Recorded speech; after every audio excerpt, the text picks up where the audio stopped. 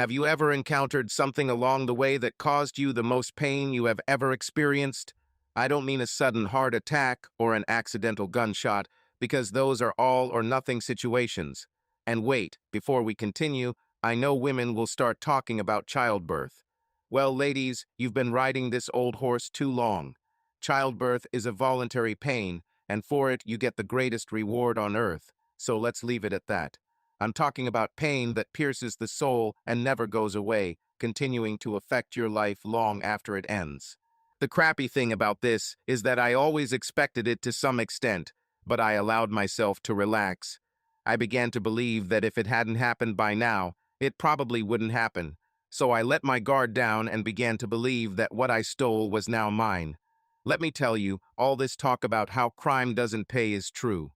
The sad thing is that if I had to do it again, knowing what would happen, hell, I probably would have done it anyway. My name is William Place. My friends and family call me Will. When all this happened, I had already been married for 8 years to the most beautiful, magical woman I have ever known. It's strange, but she doesn't think so herself. I think over the years I've gotten so used to seeing her in various stages of beauty and self-care that I forgot how truly stunning she is. Most people, when they see her entering a store or walking down the street, look after her. My son and I don't even pay attention to it. For us, she is simply darling or mom. The strangest thing about Peyton is that she almost never tries her best. Peyton can take a shower, put on some lip gloss, put on a dress, brush her hair, and stand next to women who have spent hours at the hairdresser, salon, and makeup artist and look much better, so there is no competition. Peyton is an angel in the flesh. It's a lousy thing about growing up in a mid-sized city. Well, about everything. If you grow up in a big city, you're just one of millions of people, so what happens to you doesn't really matter, and people tend to forget about it. When you grow up in a small town, you're just one of several, and most people get along and are somewhat friendly, so you pretty much already know who the bad guys are. In mid-sized cities, there are enough people that you can't possibly meet or know everyone, so the bad guys have a place to hide. But the town is small enough that everyone still knows when something bad is happening. They just probably don't know the people involved. Almost everyone in our circle knew Larry Miller. I think I first heard about it when I was about 18 years old. Larry was my age, and people around town called him the Prince of Sex. There was a rumor that Larry was the guy who should lock up his daughters. If there was a woman nearby and Larry noticed her and became interested in her, he would probably end up getting her into bed. I thought for a long time that Larry was probably some kind of grandmother's fairy tale character. You know, just a story they made up to scare the average guy into getting married. He was like Babeka or Wendigo, only instead of eating the kids, it was more like, oh shit, you should have married her. Now she's with Larry Miller. In the beginning, there were so many women in our town who got married right out of high school or halfway through college that I believe many girls simply gave up the name Larry when they got tired of waiting for a proposal. Many of them were big-assed country girls who weren't generally considered. Okay, I know what I'm about to say sounds sexist, chauvinistic, or misogynistic, but sorry, it's the truth. Now, many of them, including my sister, were generally considered training girls. A workout girl is someone you have a relationship with and have sex with and do all the things everyone else does, but you're never going to marry her. In many cases, there is something wrong with them, or a couple of things, or even nothing is right, but for some reason you just don't see yourself with them for the rest of your life. The bad thing about this is that the workout girl never realizes that she is a workout girl. She truly believes that you are her only one and vice versa, so she starts applying pressure. This can be very subtle, such as reducing the frequency of sex, or a little less subtly, like taking you to a local jewelry store and stopping in front of a display of engagement rings. Well, Larry Miller turned a lot of training girls into wives just by mentioning his name. I heard my sister Summer make plans with her best friend who also used it successfully. My sister, Summer, had never even met Larry Miller, but she told her boyfriend Mark Time that she met the most interesting guy that day at work. Mark asked her what was so interesting about him, and she said she couldn't explain it, but there was something about him. Mark asked his name. I think he just wanted to find the guy and tell him to stay away from Summer. When Summer said, "Larry Miller, do you know him?" Mark turned pale. The thought of his constant source of sex disappearing drove him crazy, and the thought of being one of those guys who gets a girl back after she slept with Larry Miller was even worse. Everyone in town would laugh at him. Hell, if Summer got pregnant 10 years later, people would still be wondering if Larry was actually the baby's father. So Mark stood up and proposed to Summer. The next day they went and bought a ring. I think Mark was hoping for a long engagement, but before he knew it, they were married. The same strategy worked for a couple of Summer's friends. There were probably a lot of guys in our town who realized years later that they had fallen into a trap, and it was too late to do anything about it. I myself finally got the chance to meet Larry in my third year of college. He, like me and almost everyone else from our town, went to the state university, which was about 20 miles from the city. To be honest, I didn't see anything special in Larry. He was taller than me back then and a little bigger, but he was just a regular guy. But when I saw him among the girls, my opinion changed. Larry was as smooth as can be. This trait was probably the result of all his practice. He was also the biggest liar I have ever met. Larry just made stuff up, and somehow it never backfired on him. There was also something more to Larry's success than could be seen with the naked eye. I've seen several guys try to use the same phrases that Larry used with impunity, but they never succeeded. Larry could also walk into a party full of women from another school and take one of the girls upstairs within 5 minutes. After seeing it in action, I still couldn't figure it out. Years later, I came to the conclusion that it probably had something to do with pheromones, but then it was a secret. At university, Larry left a trail of broken relationships, not to mention broken hearts. As more and more women fell under his spell, his nickname changed from the Prince of Sex to the Baron of Delirium. Most of the guys on campus hated Larry with a passion.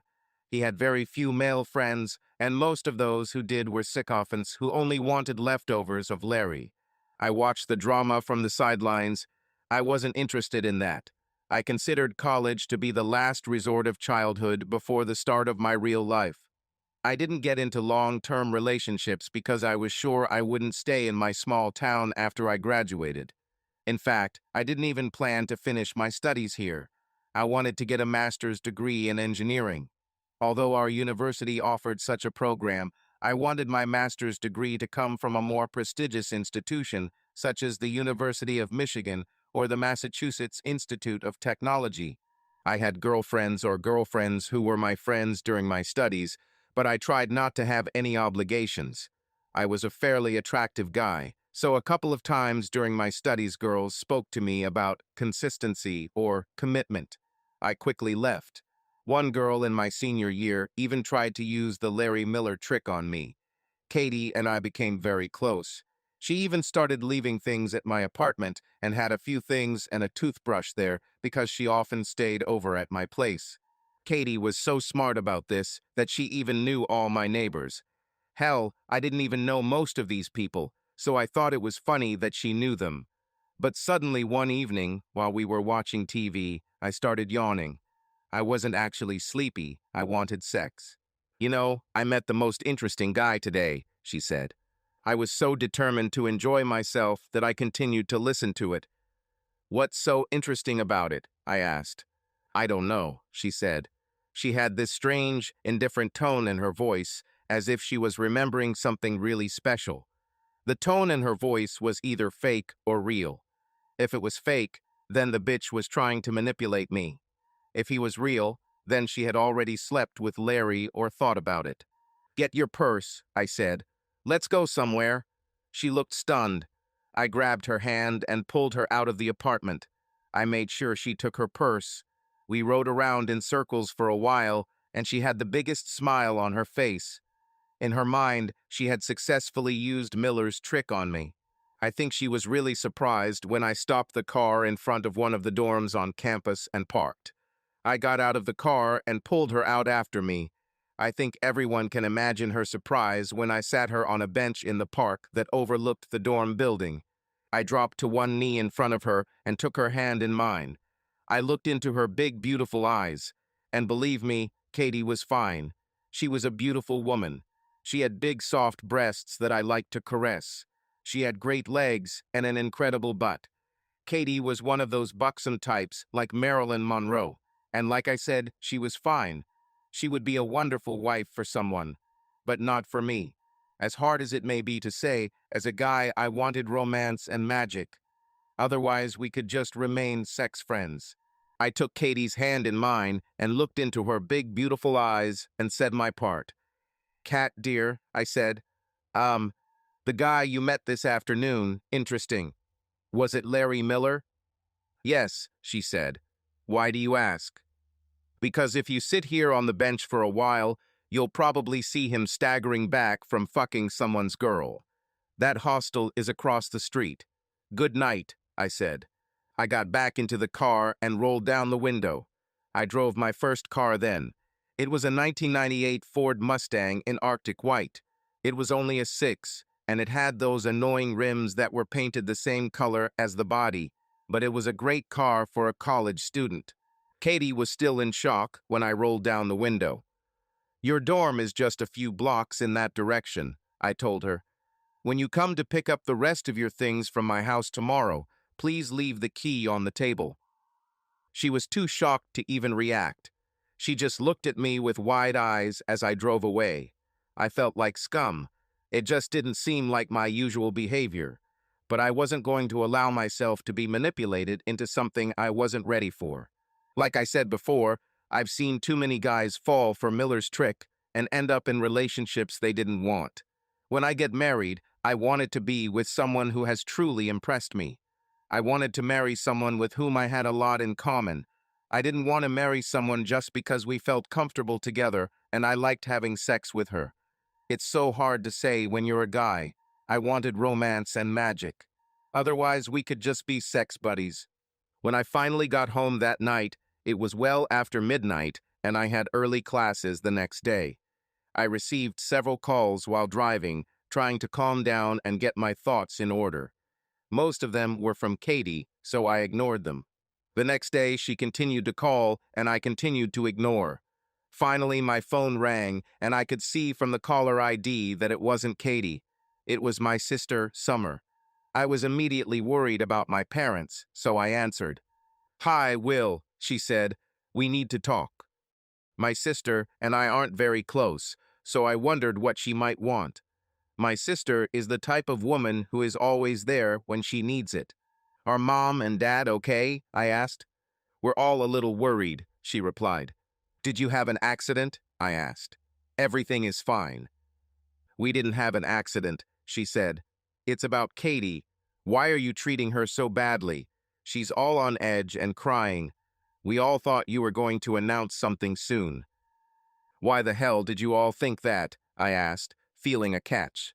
Well, you guys get along so well together, and, I talked to her a little, and she said, you thought I was stupid enough to fall for the bullshit you used to trick poor Mark into marrying you, right? I snorted. Yes, she said hesitantly. Summer, I'm not an idiot, I said. Such tricks don't work on me. I'm not going to do anything that I don't think is right for me. I'm not ready to get married. I'm not going to start a career in a local factory and buy a house to settle down. I want more from life. That's what Mark wanted, she said. Sometimes men have no idea what's good for them. You sit on your asses playing video games and dreaming about Victoria's Secret and Lamborghini models when the real world and perfectly good women who love you are right in front of you. I just don't want you to miss a good opportunity. So you set this all up? I asked. Well, yes, she said hesitantly. Who cares? Because now, instead of losing my sex partner, I lost my sister, I said, hanging up. Over the next few days, I fought off comments and questions from family and friends about why I was acting like an asshole. I had two standard lines that I told them and a great ending move. The first phrase was a story about how I have a plan for life, and I told them what that plan was. The second part was that I told them about the need to be in love before getting married. Finally, I told them about my sister's little trick and how she used it to get Mark to propose to her and tie him down with her. But I wanted to get married on my own schedule, not because Summer decided it was time. This seemed to make sense to most people. I think this caused some problems for Summer when Mark called me and we talked. He didn't divorce her, but it did put his marriage in a different light. I think Mark realized he had been tricked. He couldn't go to college.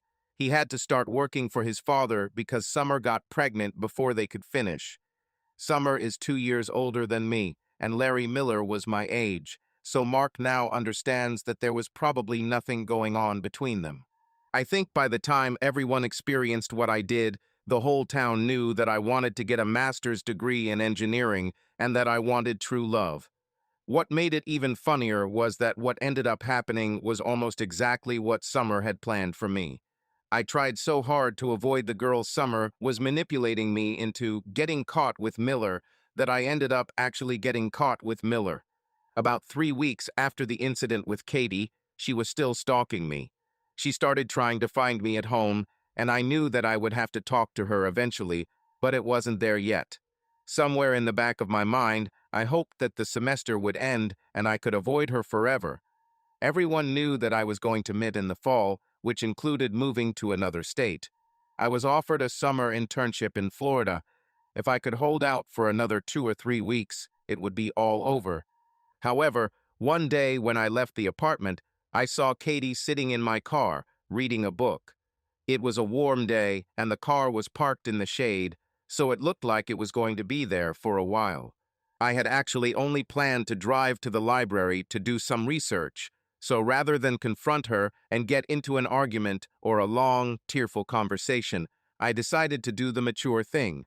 I went out the back door. I was already on the next block on my way to the library when I passed a bus stop. I had just passed her when I realized that the woman at the bus stop was crying. For the sake of everyone's understanding, I must point out that I am actually not as much of a scumbag as my actions may seem. I'm just a regular guy who wants to get what he earned. I like to have a plan and a moral system and stick to both. The woman crying at the bus stop struck a chord with me. I couldn't pass by without at least trying to see if I could help somehow. She was a small, fragile girl in a blue hoodie. Turks of reddish waves burst out from under it. The second miracle was that she managed to pull the hood over all this hair. When I asked if there was anything I could do to help, she looked up at me, and I saw the biggest miracle of my life. My crying girl at the bus stop was Peyton Carlisle. So, Peyton Carlisle is the most beautiful female creature in our city. Every guy in town, as far as I remember, was in love with her. Hell, my dad was in his 40s, and even he looked up every time someone mentioned Peyton Carlisle. I couldn't understand why she was sitting at the bus stop crying, so I asked again if I could help. "Thanks for asking, Will," she sobbed, "but no one can help me. My parents will kill me." I was shocked to see her crying like that. I was shocked that she knew my name. "You know me?" I asked. "Will, we've been going to school together since elementary school," she said with sadness in her voice. "Peyton, whatever happened, we will fix it," I said. "No, we can't fix this," she screamed. "Peyton, I'm an engineer," I laughed. "I can fix or rebuild anything. If I can't make it better than it was, then at least I can make it work." "I'm pregnant," she said. "If there was a way to pull words back into your mouth, I would pull mine back." But I just sat down on the bench next to her and tried to give her a supportive ear. Peyton's parents were extreme Catholics. She had an uncle who was a minister, and her entire family was deeply involved in the church. She wasn't as loyal as the others, nor were any of her siblings, but the consequences of her situation were quite dire. Part of this situation manifested itself because of who she was. Peyton is so pretty that guys fell in love with her when they looked at her. She just didn't see it. Her two sisters were the same. When she looked in the mirror, she saw a girl. For most of her life, she was only allowed to date guys who had her parents' approval. Mostly, they were guys she had met at or at church events. So, just a couple of months ago, Peyton was a virgin at 23. Then she met a new guy at her church. He had just enrolled, and it turned out that he also studied at our college. His name was Larry, and he impressed everyone at the church. In fact, he first asked her father if he could date her. Peyton put Larry off for 2 or 3 weeks, which for Larry, who was used to having sex with a girl on the first date and then leaving, was something of a record. And Larry stayed with Peyton for a week or so after he got her. He then moved on and started avoiding her. When Peyton didn't get her period, she took a test and called Larry when she found out it was positive. Larry told her not to worry and that everything would work out. He continued to avoid her. He told her that home tests were often wrong and that she should get a real exam from a doctor. She made an appointment and asked him to come with her. When the day of the meeting arrived, she could not find Larry anywhere. He passed his final exams ahead of schedule and left. "What was Larry's last name?" I asked. "Miller," she said with tears in her eyes. "I don't know what I'll do. My whole family will disown me." "Peyton, sooner or later you'll have to tell them," I said. "Part of us as adults accepts responsibility for what we do. If you wait until you start to express yourself, it will be much worse for you than if you were honest and upfront about it. Worry, your parents will love you no matter what, and your friends will support you too." "You think so?" she asked. By then we had talked most of the day. I took her to a small restaurant, we ate and talked some more. She told me that I made her feel much better, and if she had a boy, she would name him after me. "I'm sure as hell not going to call him Larry," she said. She gave me her phone number and told me to call her the next day. Then she asked me to call this number right away so that it was on my phone. I walked her back to the dorm and flew away. I spent most of my life seeing Peyton around town or school and couldn't even imagine us talking, let alone having her phone number. As stupid as it may sound, I fell so deeply in love with Peyton that day that there was nothing I would do for her. Even when I walked home after leaving her, I remembered hundreds of small details about her childhood. I remembered the times when I saw her smile and was in awe of how pretty she was. I remembered the grace with which she handled awkward moments and realized that, like most guys I knew, I had probably always had a little crush on Peyton. I just never thought, even in my wildest dreams, that I'd have a chance. Luckily for me, everything turned out the way I wanted that day. When I returned to my apartment, Katie was gone. She left a note on my car saying she really wanted to talk to me, so I decided to call her the next day. Unfortunately for me, life intervened. I've never been dirty. I grew up in a house that was always immaculate, so I tried to keep my apartment that way too. Since Katie spent the better part of a year auditioning for the role of the wife, she really helped. So wife, my apartment has never been a typical bachelor pad. I was trying to catch up on a day of studying when the phone rang. I assumed it was Katie and decided it was time to call it a day. "Will, it didn't work," said a crying voice. "They kicked me out. I even surprised myself." "I'll be right there," I said. I was in the car and already moving before I even realized what I was doing. Like I said, I've always tried to be a good guy, but sometimes I act on my emotions and let them take over. This often gets me into problems that could have been avoided with a little rational thinking. I arrived at Peyton's parents' house and knocked on the door. The door slowly opened and Peyton's father stood there, holding a drink in his hand. He was clearly upset. He was also not at that moment the pious church man whom everyone knew and respected. "What do you need?" he asked, taking a sip. "I came to see Peyton," I said. He looked at me and his face turned red. "You're the one who—" he started, and for some reason I was just as angry as he was. Looking back, I understand that at that moment we both had misunderstandings. If only one of us would just slow down and let the other one do the talking, perhaps everything would have turned out better. But for me, it would be worse. If we had taken the time to talk or listen to each other, he might not have hated me, but I probably wouldn't have ended up with Peyton. "Yes," I said, "I'm the one who—" I was going to say, "I'm the one who told her to tell you that she was pregnant." "Well, good," he said. "You can take her with you." I later found out that he was just upset and never intended to kick Peyton out of the house. "I'll take her," I said. Peyton's mother looked relieved. Peyton herself was scared and shocked. "But, Dad, she began. "Get out of my house," he said. Peyton already had a small suitcase packed. I'm guessing her mother was going to send Peyton to stay with a relative until things calmed down, but things didn't work out that way. I carefully walked a crying Peyton to my car. We drove around for a while, and I finally got her to talk. Then I persuaded her to eat, and we talked some more.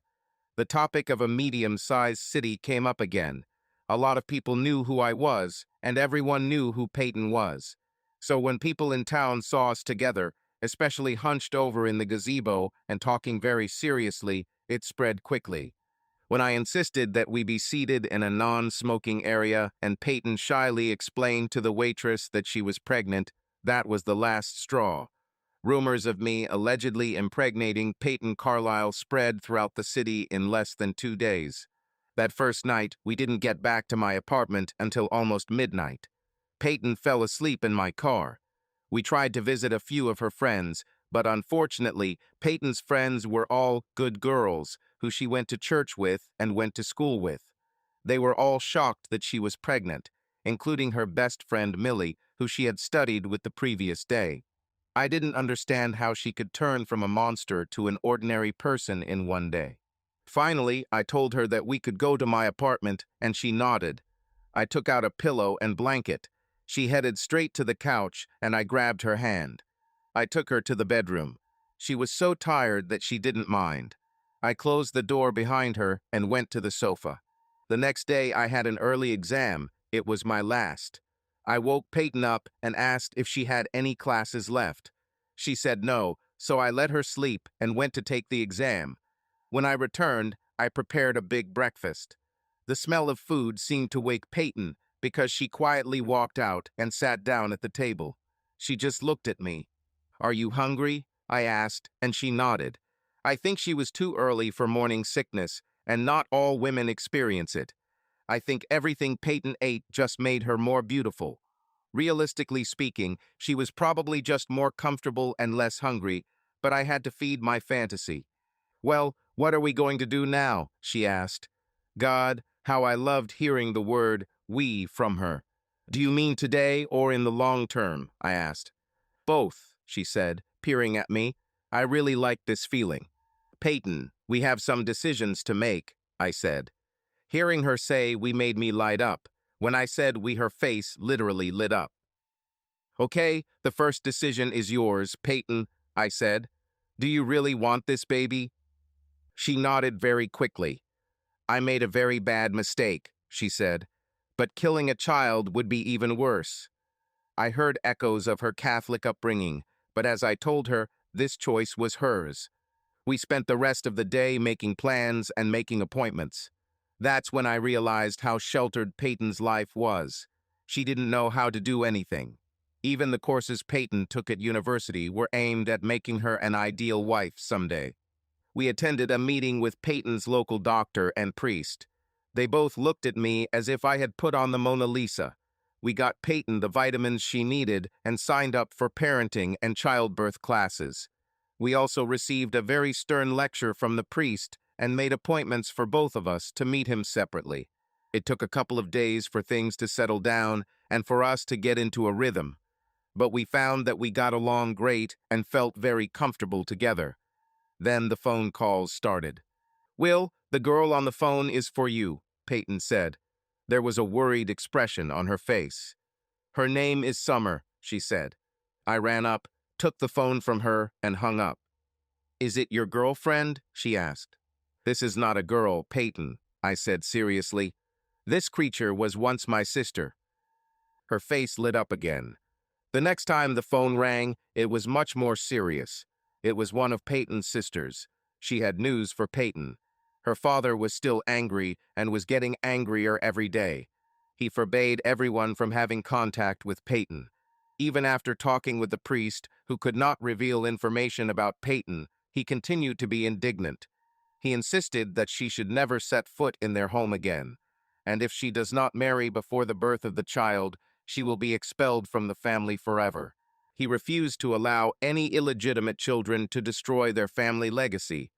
Then the priest began to put pressure on us. I think he believed that if we did something to appease Peyton's father, everything would work out. But this only made me angry. I told him we could handle it. Peyton asked me that night what my plans were for the summer before she intervened in my life. I told her about the internship in Florida and then moving to Boston, and she cried. I woke up early the next morning and left before she got up. I think Peyton assumed I was going to school. I went to the factory and submitted an application. They were always looking for young engineers and hired me on the spot. It was Thursday, and I didn't have to start working until the following Monday. I went to meet the priest alone after that. Peyton's meeting was scheduled for the next day. When I returned home, I realized that something was wrong. Peyton was fully dressed, and her suitcase was by the door.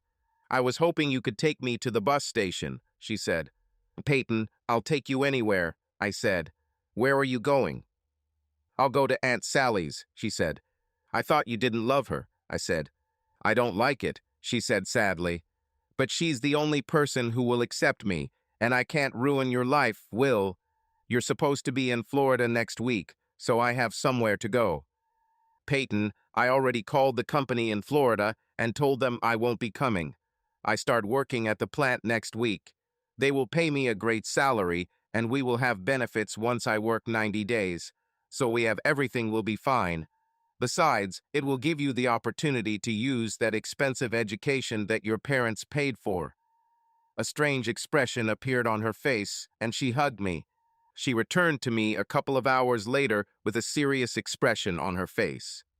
Will, can we talk about something? She asked. I just smiled and nodded. I don't know why you do all this for me. For us, she corrected herself.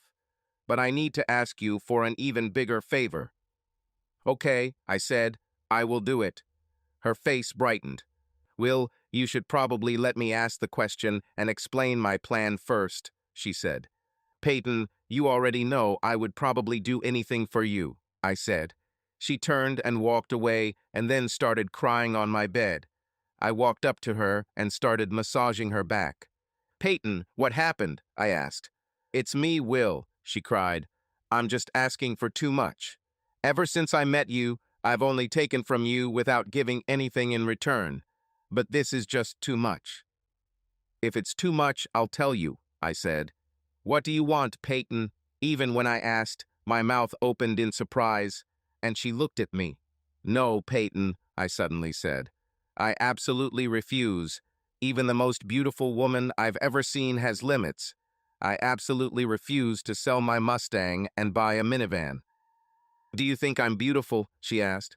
Do you want a minivan? I asked in the same tone. No, I wanted a year of your life, she said seriously.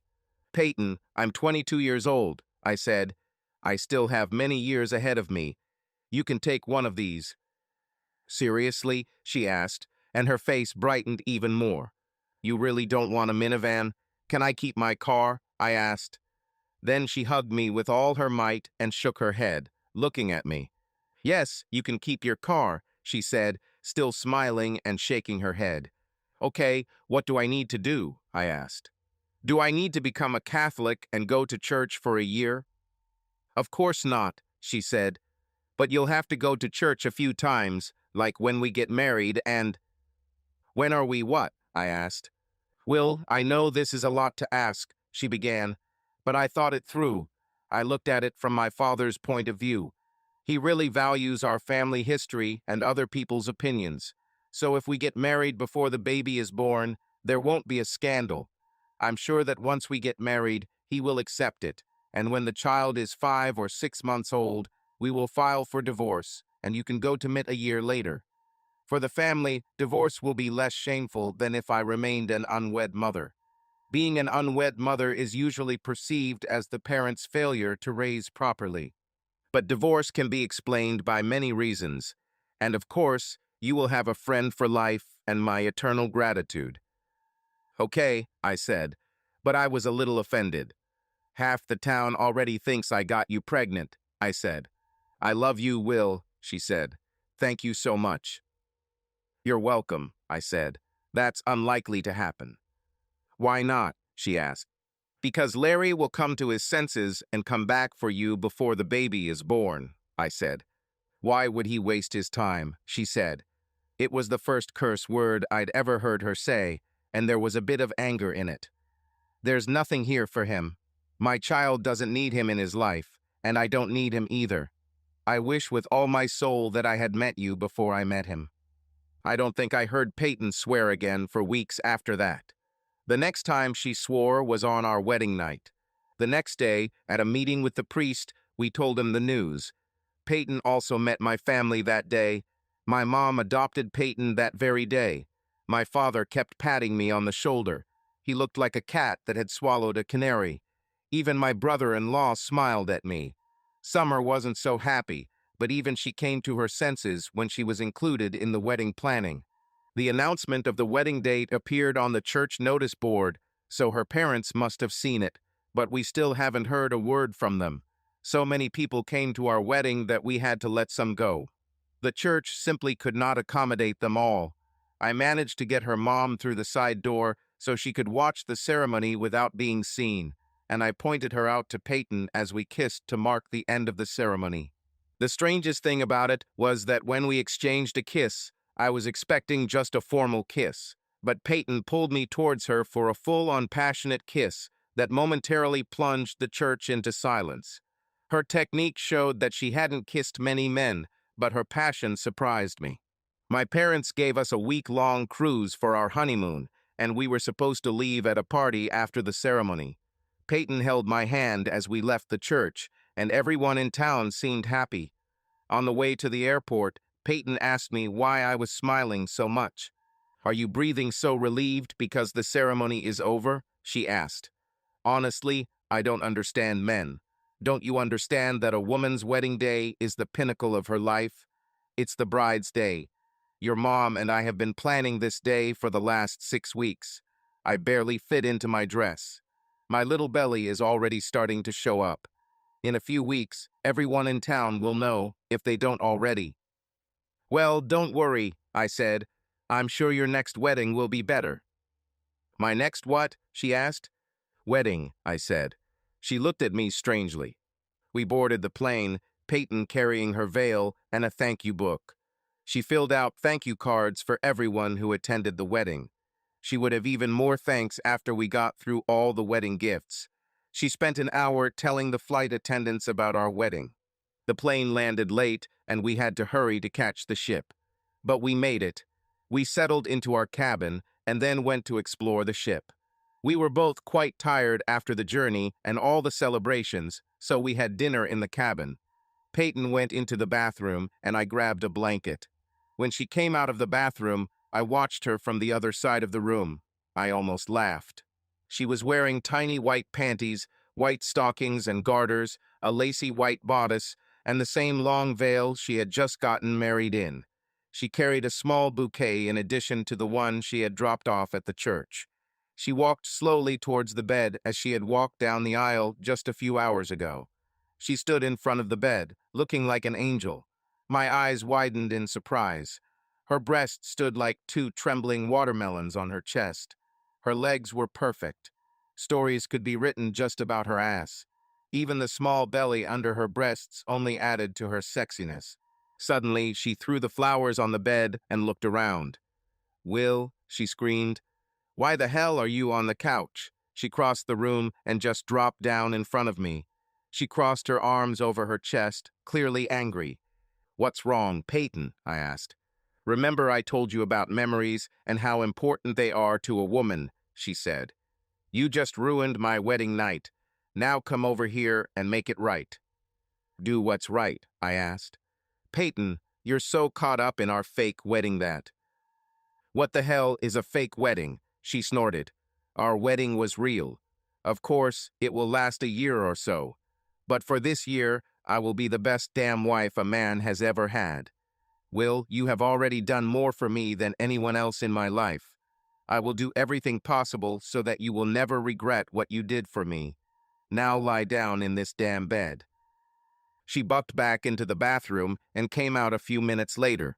She lay down next to me and looked at me with a combination of fear and desire. It turned out that she had sex with Larry only twice, and the first time she was a virgin. Neither time lasted long, so she was unprepared for what happened that night. I started by massaging her all over. With each piece of underwear removed, I easily massaged every inch of exposed skin. I then started from her toes and kissed my way back up her body. I spent a lot of time on her breasts, then on her pregnant belly. And finally, we had sex. I held her tenderly, and she hugged me back. Then I noticed that she was crying. I had heard about Catholic wine and wanted to try to console her.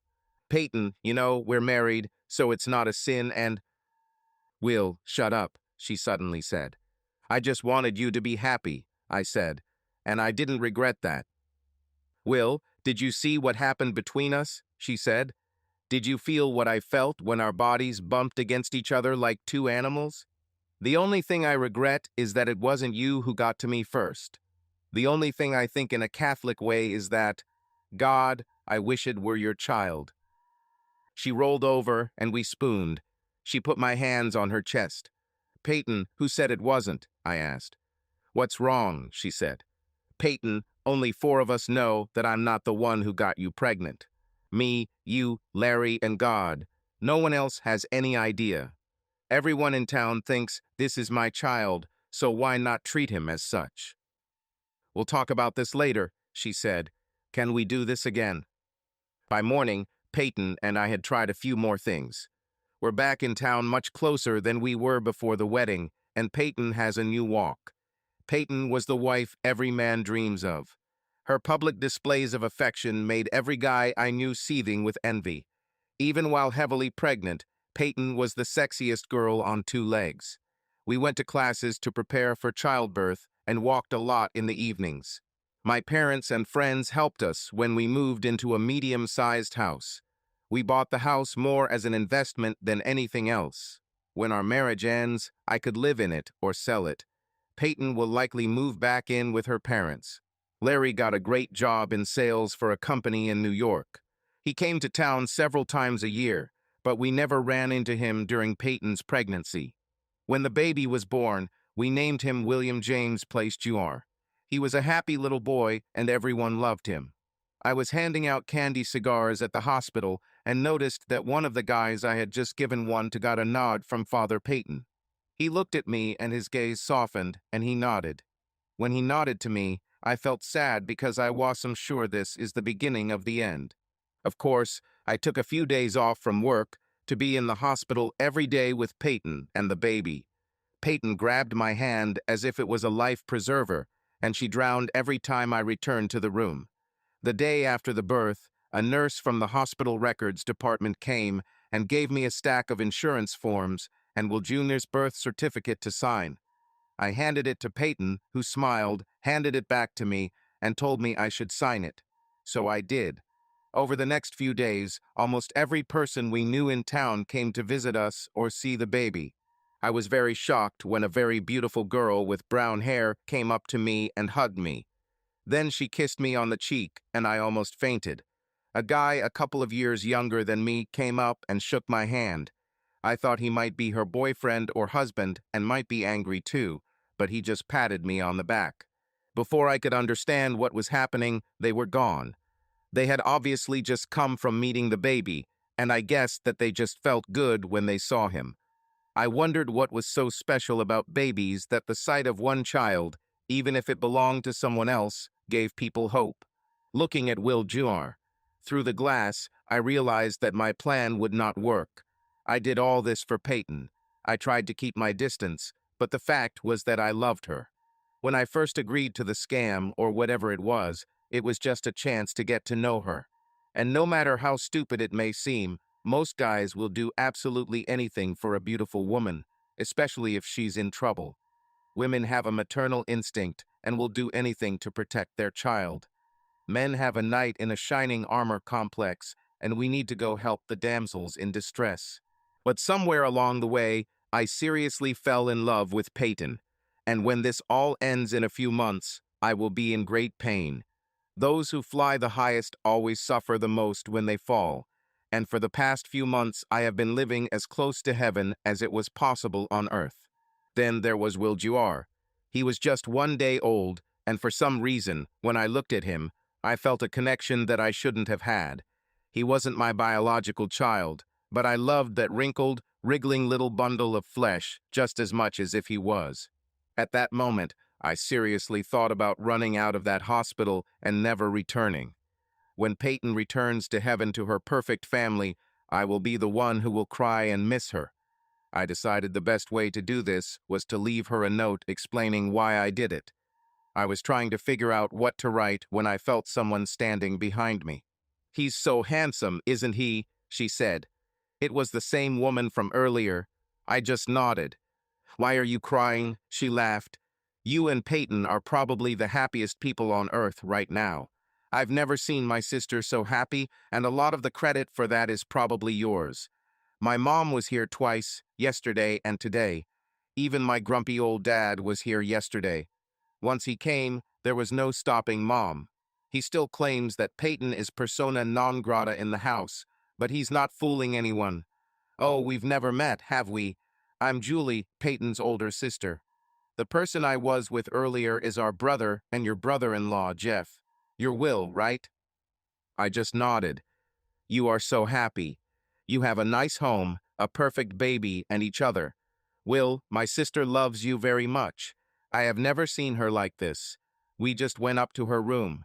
Every time she says your name, she glows. I came down here to tell you that she wants you to come back to her room when you're done looking at the baby and wondering how we're going to get him home. These are her words, not mine. So I'll go see you, brother-in-law." That's all. There was no easy way out for me. I realized at that moment that I could not leave Peyton until she herself told me that I was no longer needed. As I watched Julie leave, I noticed a couple of things that I found interesting. She was followed by guys who crashed into walls or tripped trying to look at her, and she didn't even notice. Julie, when we spoke, seemed to think of herself as a simple girl. She thought Peyton was somehow gifted or lucky to have me. When I returned to Peyton's room, she was talking to the nurse. She smiled when she saw me and turned her cheek. The nurse looked at me and smiled. "Come on, kiss her," she said. "I think everyone in town knows that you do a lot more than just kiss." Peyton smiled even wider and blushed, but she moved her cheek and kissed me on the lips, putting her tongue in my mouth. I was a little confused. Then I noticed my mom, my dad, and my sister walking past the nurse. "God, haven't you done enough of this already?" my sister laughed. "You shouldn't excite him like that, Peyton," my mom said. "You know, it'll be a while before the doctor clears you to return to, activity." "Maybe we just don't tell the doctor," Peyton giggled. "Besides, there are all sorts of, activities." My father's eyes nearly popped out of his head. It was strange to hear someone as angelic as Peyton sound like she was dying to have sex. My sister and my father have not seen the baby yet. I took them to the newborn room so they could see him. Peyton and my mom chatted happily as we left. I thought that Peyton, in addition to her striking beauty, had qualities that I had never suspected. She was also quite smart. Everything went as she predicted. She was also a damn good actress. Much of this was probably due to her beautiful, guileless face. She was so beautiful that even when she was talking complete nonsense, you just wanted to believe her. Again, I wondered about the people she left behind. My father was in awe of her. My mother loved her like a second daughter. Even my damn sister, a con artist herself who caught her husband, succumbed to Peyton's hook, line, and rod charms. Am I the only one who saw through this? And to tell you the truth, I only knew because I was with her from the very beginning of the planning. In the end, I had to admit that I was probably the stupidest of them all, because I was there when we were planning this whole comedy thing, and it's all the same, and he still touched me. I deserved the kick in the teeth that I was going to get when it was all over, but I wasn't sure it was my family who did it. What about Peyton's family? Hell, it was like Loki was trying to trick his way back to Asgard. All the people there were good, so he thought that everyone was good. But the more I thought about it, the more I became convinced that maybe Peyton and Larry Miller deserved each other. As my father and sister looked at the child and tried to pick out what was like me and what was like Peyton, I laughed to myself at how stupid they were. "Oh my God," my sister exclaimed. "This is your child." "Of course," I said. I decided it was too early in the game to piss on someone's cornflakes, so why not let my imagination run wild? "No, stupid," she said. "I mean really. Peyton has those crazy cornflower blue eyes. You have those brown eyes that are the color of shit. My nephew has your eyes, not Peyton's. Did you notice his damn leg?" "What's wrong with his leg?" I asked, looking even harder at the glass. "There's nothing wrong with that, Sherlock," she grinned. "But he has the same mole on his right thigh as you. This mole is dead center on the right thigh. Have you seen it?" "Oh, that," I said. What Summer didn't realize was that Larry also had brown eyes, and moles as birthmarks were quite common. My baby and I had the same mole spot. It's definitely a coincidence, but for all I know, Larry could have had the same spot too. We went back to the room and Summer continued to talk about his eyes and his damn mole. She, my mother, and even the nurses went crazy talking about how much the baby looked like me. I felt bad. What made it even worse for me was that Peyton joined them. A smile even appeared on her face, which made me feel even worse. It was like she was having fun while we were lying to all these good people who only wanted the best for her and her baby. I began to wonder how they would all feel when Larry returned to pick up his family. Will they feel stupid? And will they blame me? I probably wouldn't care because when this is all over, I'll be heading out of town. I was going to go to Boston and meet with the money I saved to make my first year there easier. The only problem was that I didn't manage to save much money. Buying a house and furnishing it for Peyton and her baby limited the amount I could save. Of course, I could always sell the house. Peyton will probably move back in with her parents, so she won't need him. I had to talk to her about this as soon as I got the chance. When my mom and dad left, dragging Summer with them, I felt terrible. "Will, come here and sit with me," Peyton smiled. She surprised me. Her face lit up like a Christmas tree, and I just felt terrible for lying to all these people. "Are you okay, honey?" she asked. "You look a little pale." She pressed my hand to hers and kissed it. I almost threw up. She's just been doing this for too long. Trying to launch your bullshit on people who don't suspect anything is one thing, but I thought we were friends. I thought I deserved better than that, but apparently she saw me as just another person to deceive. Everything was fine as long as Peyton got what she wanted. "It always happens," said a voice from behind us. "Your father looked that way every time too, Peyton. The first time, he wondered if we could survive financially. When you're a young couple and haven't been together that long, adding a child to the family seems scary. When it's just the two of you, you know, that you can survive on anything. You can eat chips and soda and almost live in love. But when you bring a child into the equation, especially in the beginning, the responsibility seems enormous. You two can handle it." I turned around and saw the older version of Peyton. I was amazed. And although I tried to hide it, I was jealous. I felt cheated. I deserved a chance to see Peyton grow into this woman. They say if you want to see what your wife will be like in 20 or so years, look at her mother. I was looking at the woman I would want to be married to in my 40s. "Mom, what are you doing here?" Peyton asked. She started crying, and I couldn't stand it. I turned on protection mode. "Your brother and both of your sisters have come to see their nephew," she said. "Julie and Jeff came to visit you too. Even your father was here yesterday to see his grandson. He won't admit it, but he won't lie. He gets angry and changes the subject, but he was here. So I decided I could come too. I love your father, Peyton, and always will. But you are my daughter, and what's done is done. You made a mistake, as your father says. When you left 8 months ago, he called you all sorts of biblical names and said that you have sinned before God and your family. Now he just says it was a mistake, but admits that you're trying to put it behind you. Peyton, when you came and told us about it, I was in shock. But even that day, when you ran up to your room and I called William, who arrived immediately, I began to doubt that you were mistaken.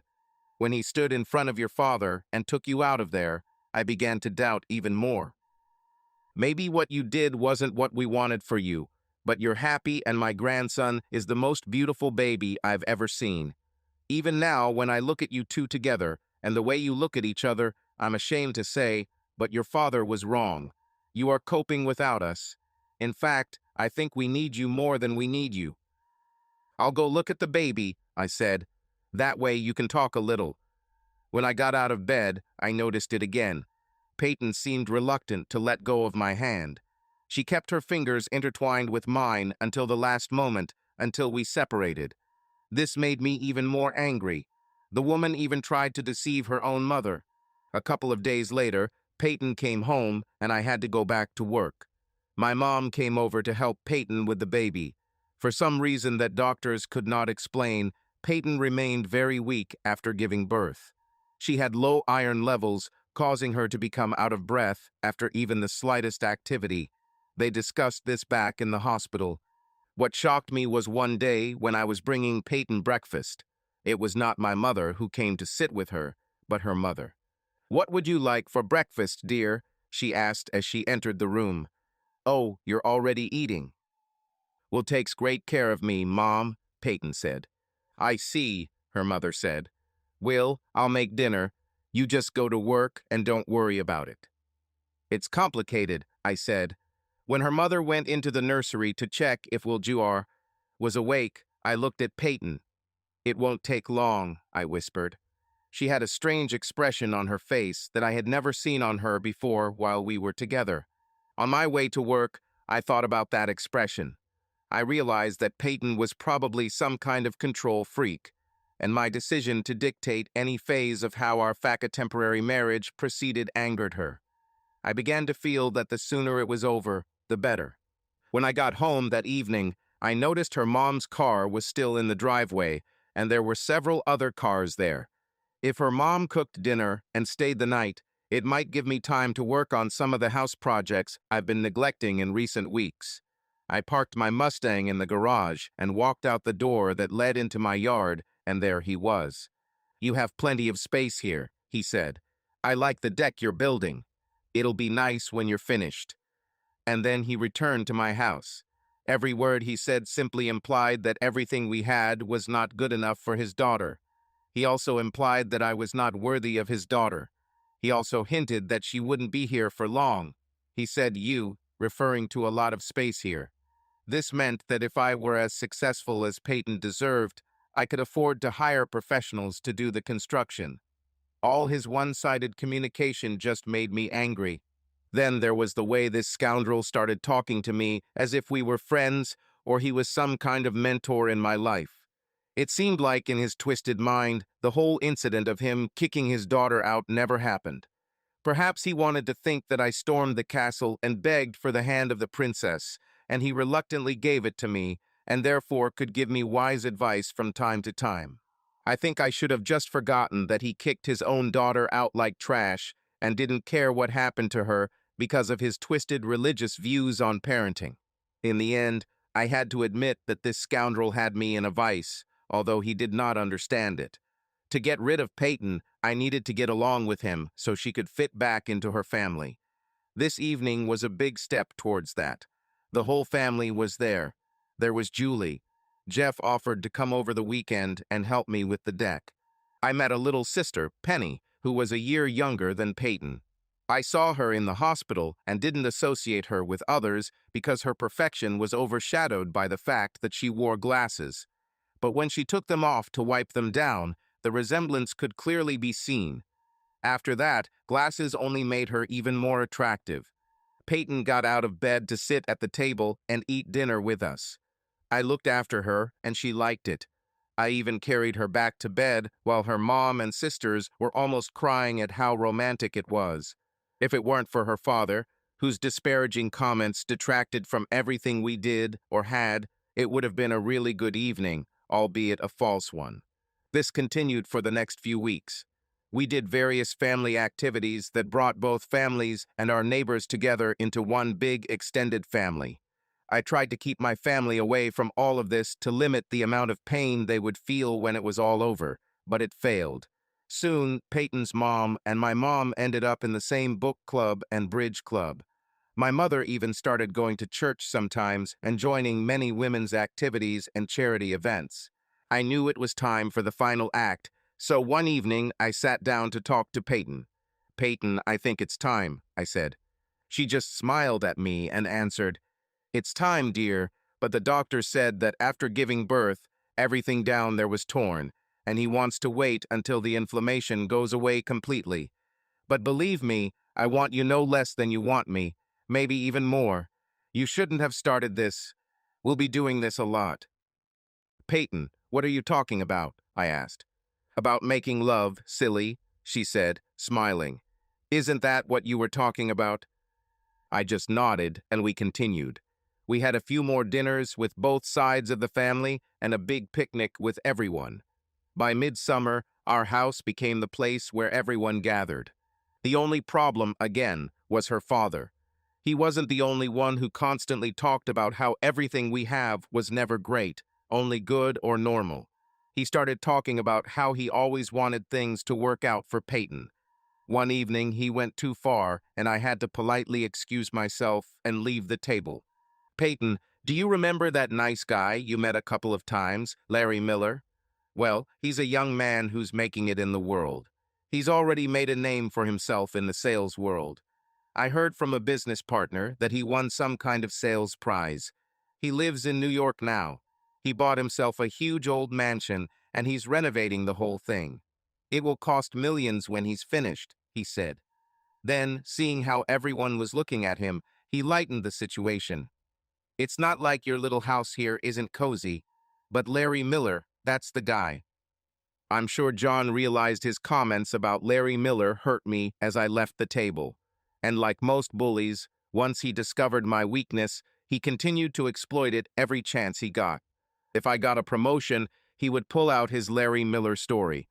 When I bought Peyton a new car, her dream car, he swore that Larry Miller would have bought her a jet by then. And when he continued to irritate me, I realized that we were long past the deadline for the plan. Autumn has already arrived, and Wilgiar is 8 months old. The original idea was for us to break up in time so I could go to MIT in September. "Peyton, are you ready?" I asked. "Of course I am," she replied. "I love you, fool. I'm always ready. You were the one who attacked me while we were still in the shower last night, and I really liked it when you—" "Peyton, that's not what I meant," I said. "It's already October. Somehow we seem to have missed the planned break." "I know, Will," she said sadly. "How much time do I have?" "What do you mean?" I asked. "How long can you bear with me?" she said. "I don't want to prolong your suffering, especially considering how wonderful you have been and—" She began to cry. It was even worse than the first time I met her at the bus stop. "Peyton, you should be happy," I said. "Your plan worked just as you thought it would." She looked at me and cried even harder. "Well, it didn't work at all," she said. "He completely failed." "What do you mean?" I asked. She sat down and took my hands. "Will you believe in love at first sight?" she asked. "I guess it's possible," I said. "Hell, I believe in ghosts and even vampires, so what do I know?" "Will, when two people fall in love at first sight, it's usually just passion," she said. "They go out and have sex until they drop, wake up and find out they don't even like each other. It's awkward, and then they break up. Love isn't the same as passion. Love can involve passion, but love is more about how you feel about this person, and it should be mutual. When you love someone, you put their needs above yours. You want that person to be happy above all else. You just beam when that person walks into the room. Will, growing up, I saw you and always thought you were a good guy. You're quite nice, and a lot of the girls in town thought you'd make a good husband. Even though we'd never talked to each other before, I liked you. But when you stopped what you were doing to try to comfort me on the worst day of my life, that sympathy intensified. Like my mom said, when you came in and confronted my dad about me, that feeling became even stronger. When you started taking care of me, I knew we'd work out. But Will, that first night when you slept on that sofa and gave me your bed, I fell in love with you. I half expected you to come to my bed, and I would have let you. My stupid plan, Will, was never about getting back to my family. Will, you rubbed my belly every night and talked to our baby. I was over the moon even before we got married. I made up this whole marriage thing because I wanted to be married to you. I thought that once we got married, you would never want it to end, just like me. I hoped that you would start loving me too. My mother and even your mother are sure of that. You love me, although you never said it. I tell you 5 or 6 times a day that I love you, but you never said it. I think if I were as smart as you think, I would. I realized this a long time ago. She sighed, and another large tear fell from her eyes. So, Will, you did all of this, including changing your life plans for me. You did all of this just to give me a chance to be happy. So now it's my turn to make you happy. I'm leaving tomorrow to be with them. Can we spend one more night together, please? But if you really think this was all just to get me back to my family, then maybe you're not as smart as you always thought, she said. For a long time, we just sat in silence. I was in shock. Finally, I spoke. Peyton, I love you too, I said. I think I loved you from the very beginning, but I never thought that you would feel the same. I agreed to the marriage. Hell, I would have done anything for you. I tried to hold on because I knew that if you leave, it will kill me. Oh my God, she exclaimed. I'm in love with an idiot. She grabbed me and started showering me with kisses. Will, you changed your whole life for me. A bulldozer can't drag me away from you. We'll be together until death do us part. After that night, the years simply flew by happily. There was one incident after we had been married for about 3 years that changed the relationship between Peyton's father and me. It was Thanksgiving, and we were having dinner at her family's house. I recently received a promotion to lead my department. The whole city was talking about it. I was the youngest engineering manager in the company's history. Jeff, who was studying to be an engineer, mentioned this and asked if I could get him an internship at the company. I said I'll take care of it. A few minutes later, Peyton's father started talking about how he heard that Larry Miller had just bought a Ferrari. This car, he said, probably cost more than my house. Peyton hit the table with her knife and fork so hard that she even chipped her plate. Dad, I need to talk to you now, she said. She pointed towards her father's office, which was closed to everyone. He stood up and followed her there. It was really awkward sitting at the table after that. I helped collect the dishes and take them to the kitchen. After about 20 minutes of muffled voices from the office, Peyton walked out and closed the door behind her. Will, take your son. We're going home, she said. She didn't say a word the whole way home. She just smiled and held my hand as usual. When we got into bed that night and she reached out to me, I asked her what happened. We'll still see my mom and my siblings, but I'm just tired of all this nonsense. Every time he opened his mouth, that damn Larry Miller would come out. I hope they can be happy together. Because I'm really happy with you. Of course, I would be happier if you were in me instead of looking at me like that. I took the hint, and she was happy for a few moments. I couldn't believe she took my side so decisively. The next evening, when I returned home, I learned how determined she was to do it. This was a serious blow to her father's well-being. The first was when he found out she was pregnant.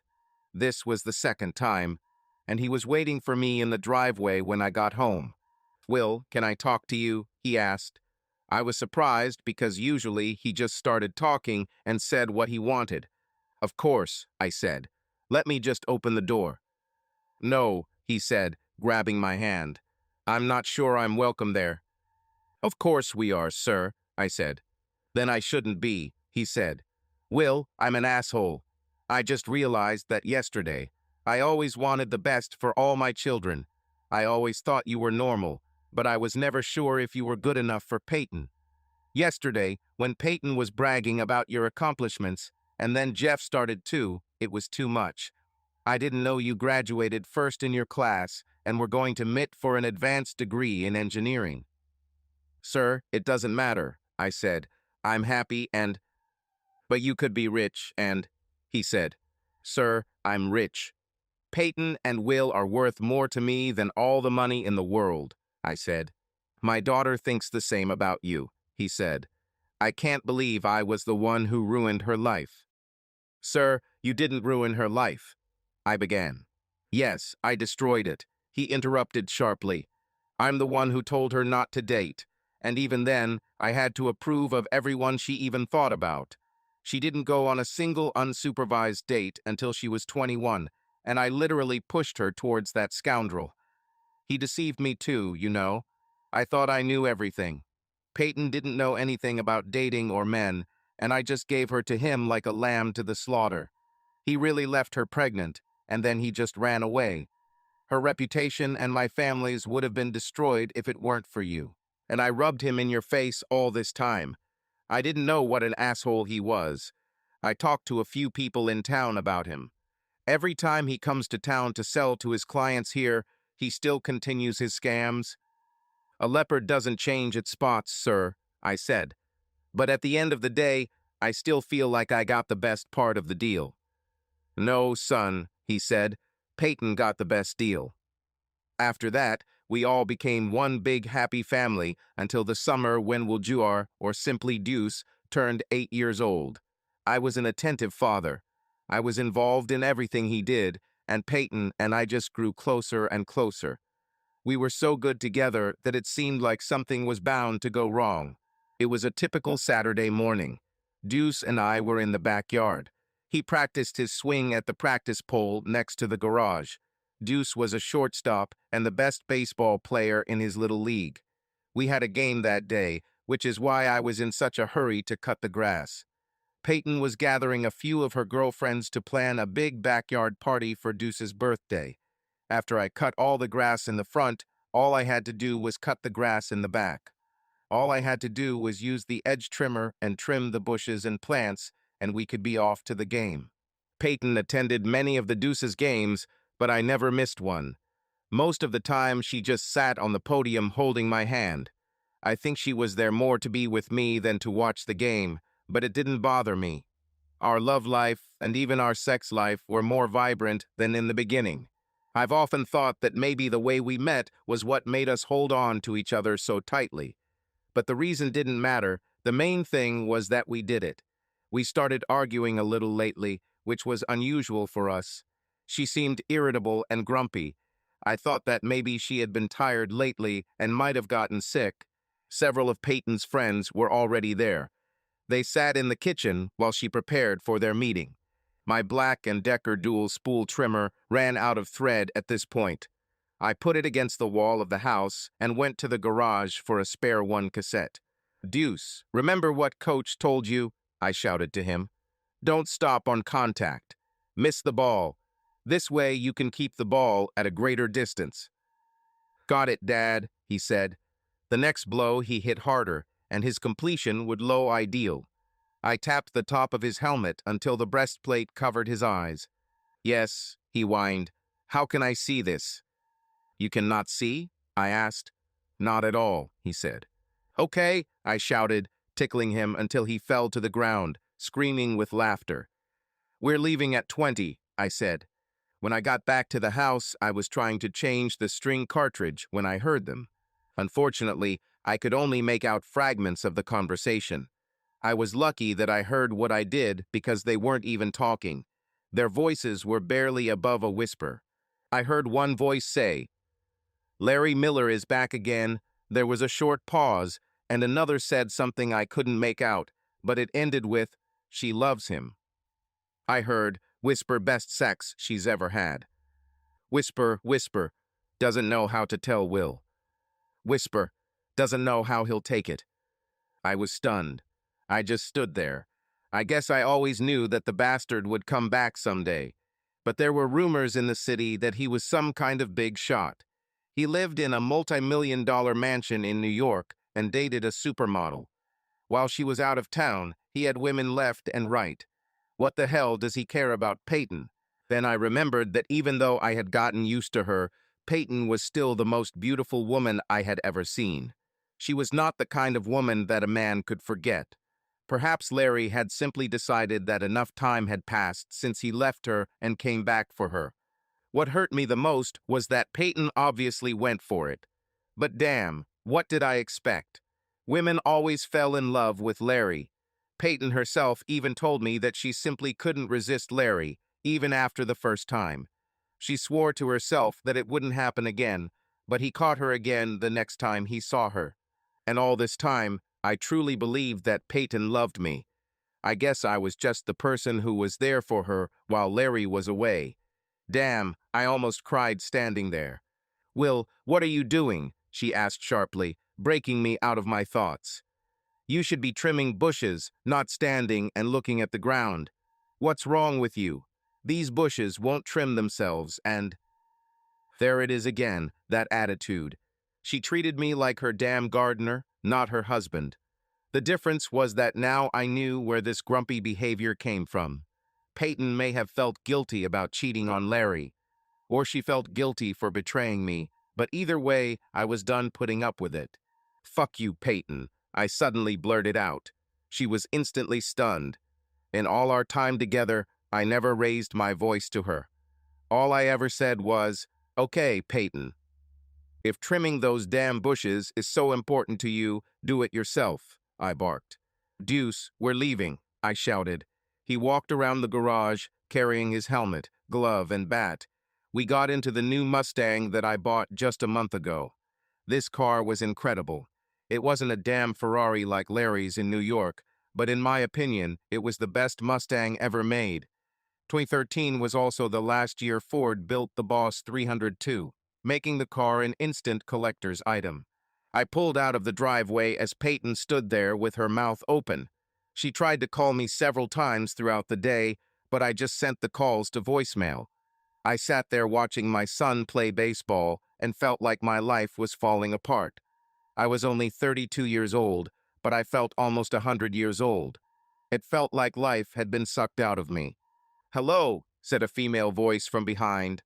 "Long time no see. If I remember, we were pretty close to each other back in the day. Then I did a really stupid thing, and you left for Peyton." I looked up and saw Katie standing there. "Will, you seem pretty depressed," she said. She sat next to me and tried to cheer me up. When the game ended, it was fun and joyful, while I was afraid of returning home. The Deuces team won the game, but their opponents also won their game earlier. To determine which of the two teams would advance to the local league finals, a single winner-take-all game had to be played. The coaches got together and decided to play the game the next day.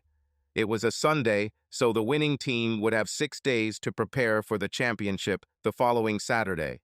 Katie told me that one of her work colleagues had a son who played for another team. She gave me her business card and told me to call her anytime if I needed to talk. To be honest, I barely remember our conversation. Peyton was my whole world, and my world was in shambles. I hugged Deuce and told him he played brilliantly. "Is this worthy of ice cream or McDonald's?" he asked. I took him to McDonald's and bought him his favorite. When we walked into the yard, Peyton had a house full of her friends. Most of them helped with the preparations for Deuce's party. Even my mom, my sister, and Peyton's sisters were there. "Will, we need to talk," she said. "Peyton, maybe we should talk later," I said. "You have guests." "But Will," she began. I turned and left the room. In less than 10 minutes, I squeezed past the women and boss, and I was back on the road. I didn't know where I would go or what I would do. All I knew was that I didn't want to be around Peyton. I have to give her credit. The woman wasted no time. She was ready to have this conversation and give me orders. At least she wasn't going to cheat on me for years and drag this out. I went to a friend who handled a lot of the legal work at the plant where I worked. When I told him what I wanted, he ran his hand over my forehead. "You are crazy?" he asked. "Why do you want to divorce her?" Didn't you understand the part where she cheated on me?" I said. "Just accept it," he said. "This woman is amazing." "There is no woman worth giving up your dignity for," I said. "You are sure?" he asked. "You look really pathetic." "Just give me the papers," I said. "Okay, it will take 3 days," he said. "These are standard documents. Character incompatibility.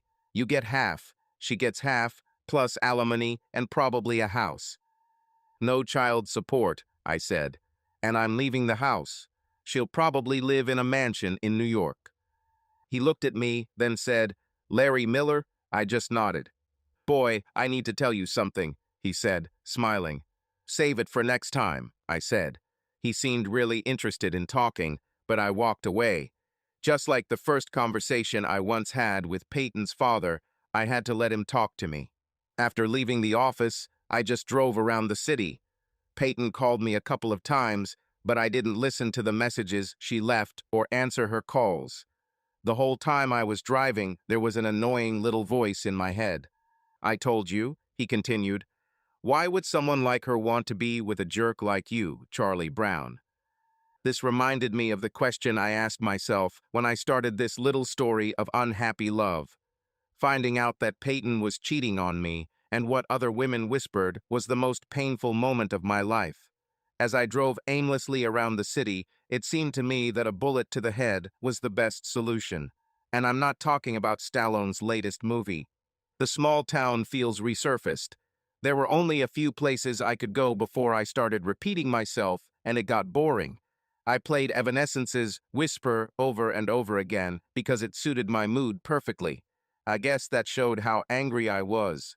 Peyton, despite the fact that we usually spent Sundays in bed, still held on to some of her fanatical Catholic beliefs. There were bands that, even though she had never listened to them, she associated with devil worship. Evanescence was one of those bands.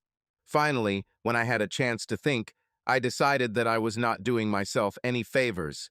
I behaved like a child. Running away from a problem never solved anything.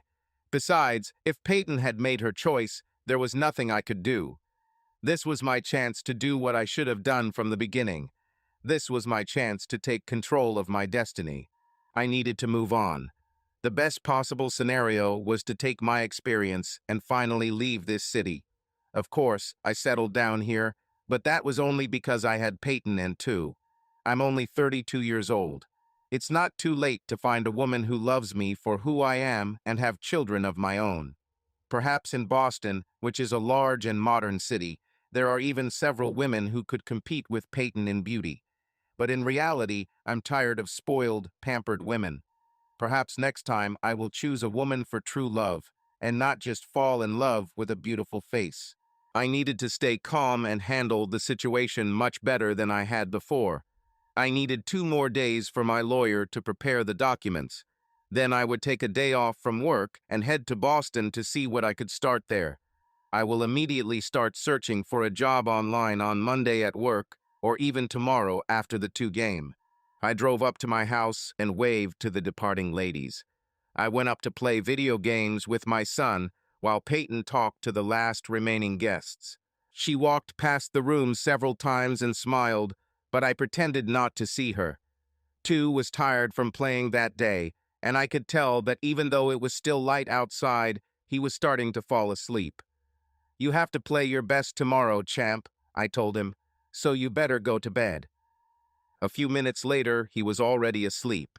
I went back downstairs and went out into the garage. I got out the hose, buckets, and all my car wash supplies. I had just soaped up the car after rinsing it thoroughly when Peyton came outside.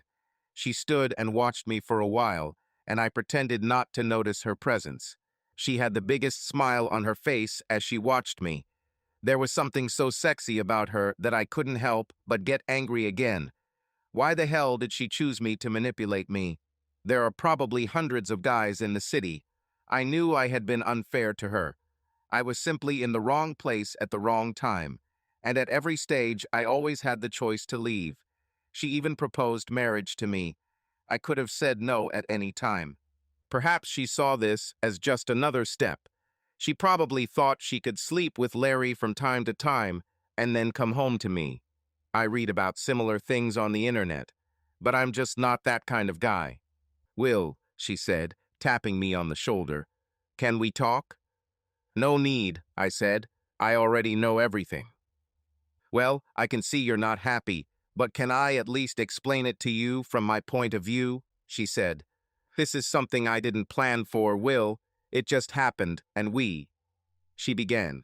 Tell the truth for once, Peyton, I said, much angrier than I had planned. This is something you've been thinking about in your heart for a long time, right? You've probably thought about this from the very beginning.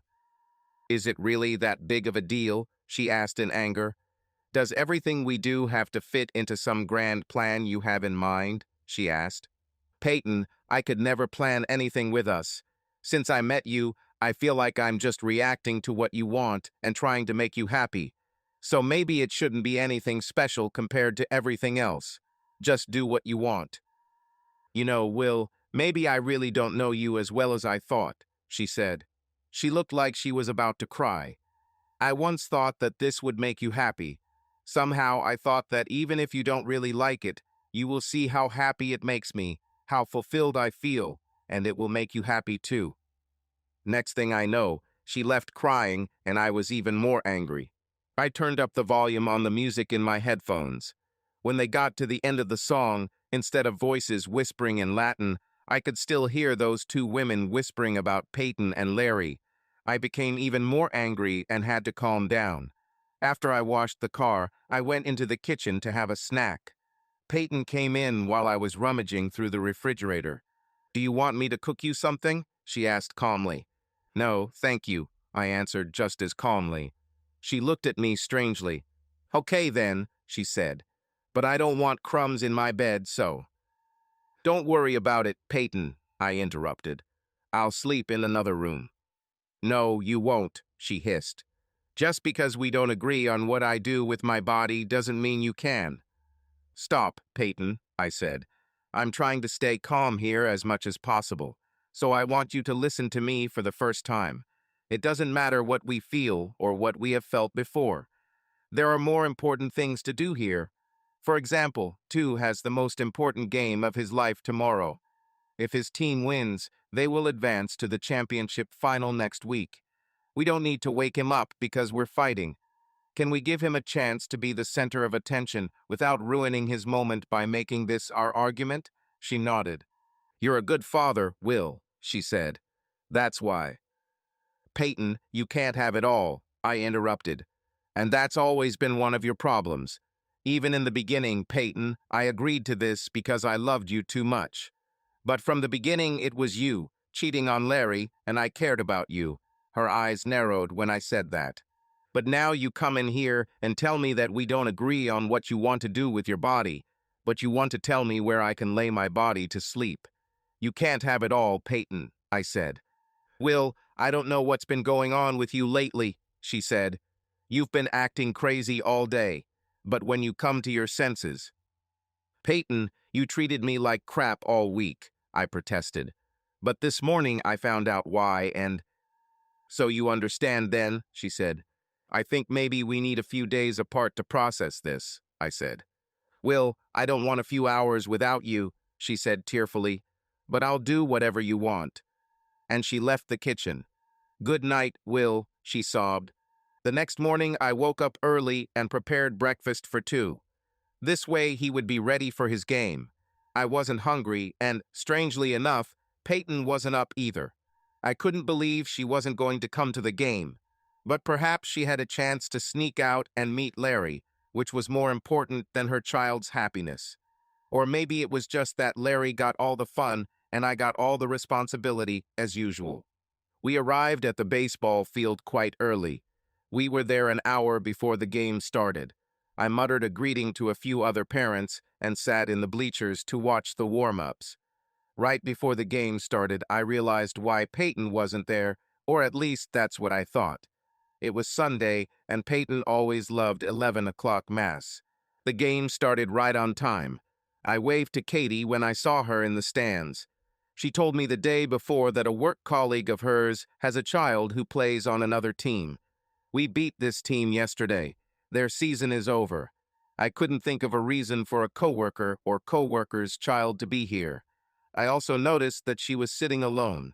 I didn't invite her to sit next to me because I wanted to be alone. She seemed to talk a lot on the phone. I tried to concentrate on the game, but I couldn't. My thoughts went back to Peyton. I couldn't believe I was so naive. By the fourth inning, it was clear that the game would be tough. The lead changed hands several times, and by the end of the fourth inning, we had a one-run lead that I knew wouldn't hold. I looked at two and whistled loudly as he caught the ball and took out the batter at first base, then returned to his position like a pro.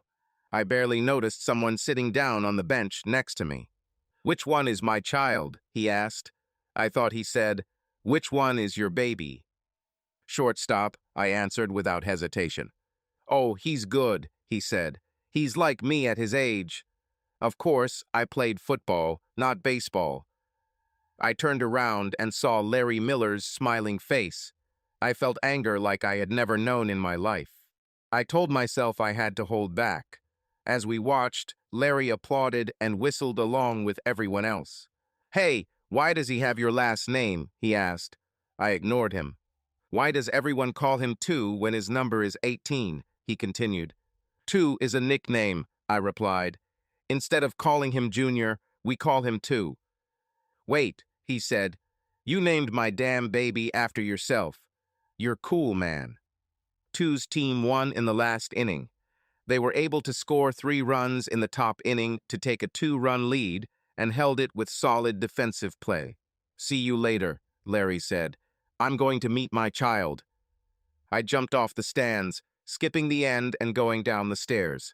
When Larry left the stands, I stood in front of him. "Larry, stay away from him," I said. He smiled, looking at me. Larry wasn't much bigger than me, but he was bigger. "Why can't I see my own child?" he asked. "Because he's not your damn child," I said. "You gave up all rights to see him, date him, or do anything else with him when you skipped town as soon as Peyton told you she was pregnant." I had more important things to do in life than to be tied to some small-town beauty queen, he said. "But now I'm back, and I'm going to be a part of my son's life." We became louder and louder, so much so that many people started watching us. Larry tried to push me, and I lost control. I hit him in the face as hard as I could. The first blow made him stagger. The second blow knocked him down, and I followed him to the ground, continuing to punch him even after he stopped even trying to defend himself. I felt hands trying to pull me away from Larry, and then everything went black. Peyton. I've never had to puke. I woke up Sunday morning with a knot in my stomach that I've had for the past week or so. I reached for Will, and then remembered that he slept in the guest room last night. I still didn't understand why he acted like a creep. In all the time that we were together, this was the first time that we disagreed on some issue, and it was already too late to change anything. Nothing could be done. This was already irreversible. When I looked at the clock after my shower, I noticed that time was passing much faster than I thought. It was already too late to even do what I had planned for that day. I planned to show up to Two's game to sit next to Will in the stands. I love my son. The only thing that can compare to this is my love for his father. But baseball is so boring. This makes no sense. I mostly went to games to steal some more time with my husband. I like to sit there holding his hand. I love seeing him stand up and whistle when Two does something. He is a much better and more involved father than I ever dreamed of being. It's a good thing Two has 2 parents because I missed this game.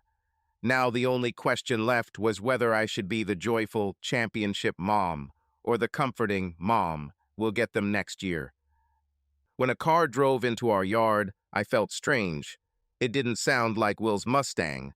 I walked to the door and saw Tom entering the house with a big smile on his face. But his trainer was following him, his face showing concern. "Hi, Two," I said. "Congratulations, dear. Where is your dad?" "He had to do something with the sheriff," Two said, raising his trophy in front of my face.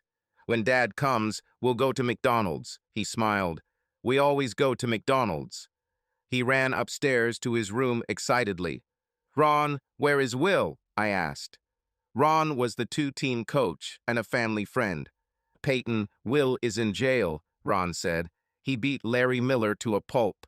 Luckily, it was after the game, and all the kids were on the field waiting for their trophies. They had to use a stun gun, Peyton. I've never seen Will or anyone else so angry in my life. It was scary. It was as if he was fighting for his life. Nobody here really likes Larry Miller. He's a bastard and always has been. He's engaged to 2 or 3 girls who work all over the city and always comes back to New York. Yes, I said. He was just as slippery when we were in college. I haven't seen him for many years. God, my son is 8 years old, so it's been almost 9 years since I last saw him. Well, you really need to hear this, Ron said. Larry has been bragging about how successful he is in New York for years. He is said to be married to a supermodel, lives in a mansion in New York, and drives a Ferrari. None of these statements are true. Not a word of this is true. Larry is just a salesman, and not even a very good one. He lives in a fourth-floor apartment with no elevator and doesn't even have a car. Even when he has a few sales, all his money goes to lawyers trying to file divorces. Larry never married, but he had affairs with a lot of really stupid married women and was caught and listed in their divorces. Some husbands sued him for alienation of feelings or for actions that led to the dissolution of their marriages. He has no pot to pee in or a window to throw him out of. I laughed when he said that. That's what he's supposed to do, I said. But wait, Peyton, here's the fun part, he laughed. A couple of years ago, one of these husbands beat Larry almost to death. And from what I've heard, he can't have any more children. And you know how it happens. We always want what we don't have most, and... Thanks for the information, Ron, I said. I need to go to the sheriff's office now and pick up Will. Yeah, he said. See you at the game next week, Peyton. I was shaking all over as I dialed the phone number. Ron didn't know what was happening. No one in town knew that 2 was not Will's child. No wonder Will got into a fight with Larry. It was stupid. But maybe that's why Will was so angry with me. He was afraid that Larry would ruin my reputation and possibly our family. He was right. It was all my fault. I brought it all on us.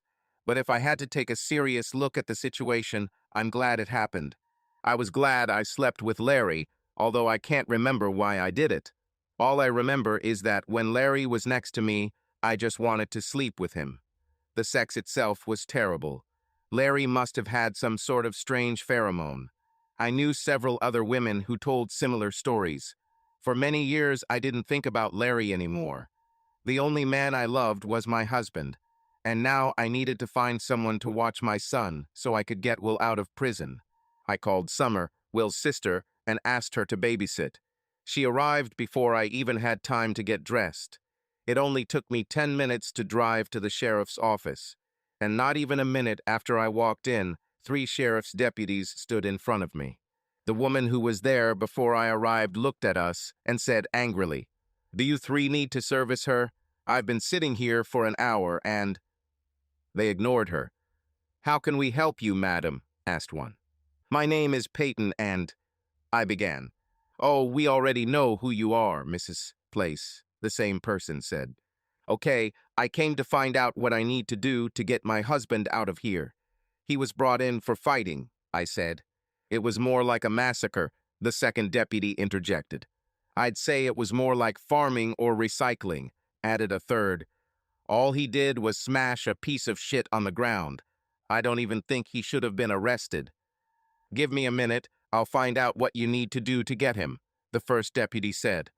"Usually, if he has no previous offenses, you can just sign for him and take him home. Sometimes bail or surety is required depending on what he is charged with. If Miller agrees not to press charges, we should let him go. But in this case, there were no weapons, so I don't see a problem. I'll be right back." The short, stocky woman just looked at me angrily as I walked away from the counter. 3 minutes later, the first deputy, who had gone deeper, returned and looked unhappy. "Mrs. Place, we have a problem," he said, lowering his head. "Do you accept checks?" I asked. He smiled. "Madam, we accept everything. We accept cash, checks, credit cards, debit cards, money orders, and in some cases even IAS, but that's not a problem." "So what's the problem, deputy?" I asked. "He refuses for you to discharge him," he said. "Will has gone too far." "Deputy, I need to talk to my husband," I said. "I will resolve everything right now." He just started shaking his head. He doesn't want to talk to you, he said. It makes no sense to me, madam. I would follow you anywhere, but that's what he said. I was hurt more than I had ever been in my life. I started crying for the first time since then. It took me a while to remember. The only time I cried after we got married was when he tried to leave our marriage because he didn't know how much I loved him. Wait, madam, he said. I have an idea. If we let him out, he should come home and you can talk to him. So if you go to the clinic and convince Larry, the piece of shit Miller, to drop the charges, we won't have a reason to keep him, so we have to let him go. Thank you, deputy, I said, wiping away tears. When I turned to leave, all three deputies watched me leave. Maybe someone will help me now, said the short, angry woman. Someone will deal with you soon, one of the deputies said. I drove the 2 blocks to the clinic and walked up to the front desk. Behind the counter was Paul in French, one of my mother's friends. Hello, Mrs. Saint French, I said. Can I see Larry Miller, please? I'm not sure it's a good idea for a married woman to see him, she said. I can handle it, I said. There's only one man on the planet for me, and that's not Larry Miller. She told me which room Larry Miller was in. I walked down the corridor and found his room. I didn't even knock, I just walked in. I was furious. Larry looked bad. He seemed dazed, and the nurse tried to hold him up so he could button his shirt. His mouth twisted when he saw me. I think he tried to smile, but his lips were swollen and broken. Both his eyes were blackened, and his nose seemed crooked. Larry looked much fatter than I remembered. He seemed flabby. I was shocked to notice that he was wearing some sort of corset to make himself appear slimmer. Larry, I said. He smiled again and said, Hi, Peyton. I think his broken mouth prevented him from pronouncing my name correctly. Sit on the bed before you fall, idiot, I said. We need to talk. That's exactly what I was thinking, he said. The nurse who was helping him smiled and left the room. It was strange, even with his beaten face, the nurse, who was barely in her 20s, was clearly delighted with him. I started to think that maybe everything that happened to him wasn't his fault. He wasn't a bad guy. I caught myself thinking this when I remembered that, bad guy or not, he got me pregnant and then ran away. And this was no accident. He assured me that everything would be fine and that the home test was incorrect or inaccurate while he took his exams early and left town. You need to drop the charges against Will right now, I said. That bastard should be in jail, he mumbled. He didn't want me to see my own child. He even named my child after himself. Larry, he's not your son, I lied. I had to concentrate because what I was about to say was bothering me. And this is not because lying was a sin. I would lie to God for the sake of my husband or child. But I didn't want to offend Larry. I wanted Larry and I to remain friends for some crazy reason. I had a miscarriage a few weeks after you left, I lied again. After that I met Will, although we always knew each other from school, and I became pregnant again. I named my son William James Place, Jr., because he was to bear his father's name, and Will turned out to be a better father than you could ever be with all your lies. He smiled at me through his broken lips. So I was beaten in vain, he laughed. I realized that this story amused him. Larry, you're lucky too isn't your son, I continued. Listen, beauty, he said through a ruined mouth. Just because you're beautiful doesn't mean there's something in your head. You do not understand anything. I need this damn baby. I have no brothers or sisters. I have no family at all. And since I have no children, my last name will end with me. I always thought that I still had a lot of time. I thought that one day I would settle down with the perfect woman and we would have a wonderful family, but I ruined everything. Your child was my last chance, and that damn Katie started all this in vain. Larry, if he were your son, you would owe me about $30,000 a year for his support. I could put you in jail for running away, so you're really lucky that he's not your son, I said. And before I finished speaking, the words he had just said came to me. What the hell do you mean Katie started this whole thing? I hissed. She always hated you for taking Will away from her, he said. Every time I'm in town, I sleep with her and we chat. I told her about my child with you. I don't think she knew about your miscarriage. When she saw Will at the baby play yesterday, she remembered that I wanted a baby and reminded me that I already had one. She decided that the two of us could separate you and Will. She'll get Will, and I'll get my baby, or at least be involved in his life. What about me? I asked. It seemed shocking that it was all about my husband and my son and the destruction of my beautiful family. But this time it wasn't about me. Listen, you're beautiful, he said, but you're terrible in bed. But I'll sleep with you if that's what you want. I'm sure you have fond memories of the last time we were together. But to be honest, this is getting boring. Come on, take off your clothes. Your husband is probably already into Katie. I began to unbutton her blouse, despite the fact that she hated him. I've had sex with him before, and at least this time, even if he's lying, he won't be able to get pregnant from me, I thought. Then his words were heard again. I hated him. Was I even thinking about sex with him? I am a married woman, and I love my husband more than anything in the world. If I did that, I would lose Will, and I wouldn't lose my Will over Larry Miller. He needed that pheromone thing to be very strong. The only thing that stopped me from sleeping with him was what he just said. My head was spinning as if I had been drugged with something. I buttoned my blouse again. What do you mean when you say Will is with Katie? I growled in his face. My mind was no longer confused, and I became angry. Will was mine, and no one was going to take him away from me. Just before you arrived, Katie called me and told me the game had started, he said. She got him out of jail and took him back to her place. I was angrier than I had ever been in my life. Where does this bitch live? I asked. I think he saw something in my eyes because he told me that without hesitation. You need to call the sheriff's office and drop the charges now, because if Will even goes to court, I will sue you for getting pregnant and running away from me. I lied again. He just nodded his head and collapsed back onto the table. I broke every speed limit in town when I got to Katie's house. I drove straight to her lawn, chewing the grass as I did so. I knocked on the door and no one answered, but I saw two figures on the couch in her living room. I squinted, trying to peer through the curtains covering the large windows in her living room, and noticed that the smaller figure had pulled another one towards him. This bitch tried to seduce my husband. That's all. I grabbed the heavy lawn chair on her porch and threw it at the glass window. After all the glass fell, I entered her living room and walked straight towards her.